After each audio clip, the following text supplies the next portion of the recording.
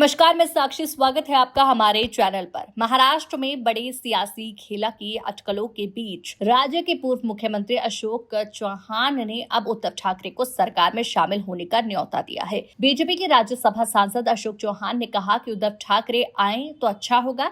गौरतलब हो कि मानसून सत्र में अंबादास दानवे की विदाई के मौके पर सीएम देवेंद्र फडणवीस ने उद्धव ठाकरे को सत्ता पक्ष में आने का ऑफर दिया था। इसके बाद दोनों नेताओं की विधान परिषद के सभापति के कक्ष में मिले।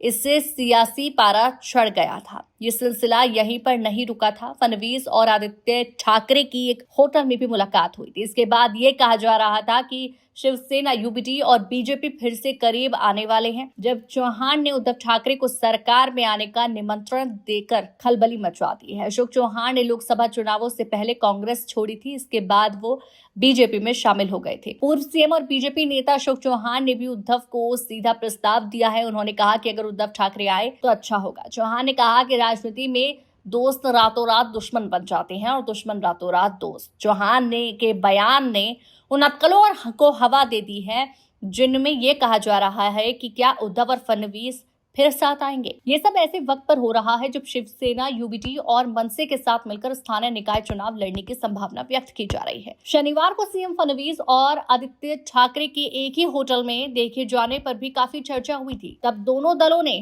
स्पष्ट किया कि ये महज एक संयोग था। स्थानीय निकाय चुनावों में एक बार फिर से सियासी समीकरण बनने की संभावना व्यक्त की जा रही है। अगर उद्धव बीजेपी के साथ नहीं जाते और वो अपने चचेरे भाई के साथ मिलकर लड़ते हैं तो महाराष्ट्र में वोट पैटर्न बदल सकता है। उद्धव ठाकरे के पास अभी 3 विकल्प हो गए हैं। पहला, एमवीए में रहना, दूसरा, राज के साथ जाने का, तीसरा, बीजेपी की संभावना तलाशने का, जिसका ऑफर फडणवीस ने दिया था। महाराष्ट्र की वर्तमान राजनीति में सबसे ज्यादा मुश्किल एकनाथ शिंदे के सामने है।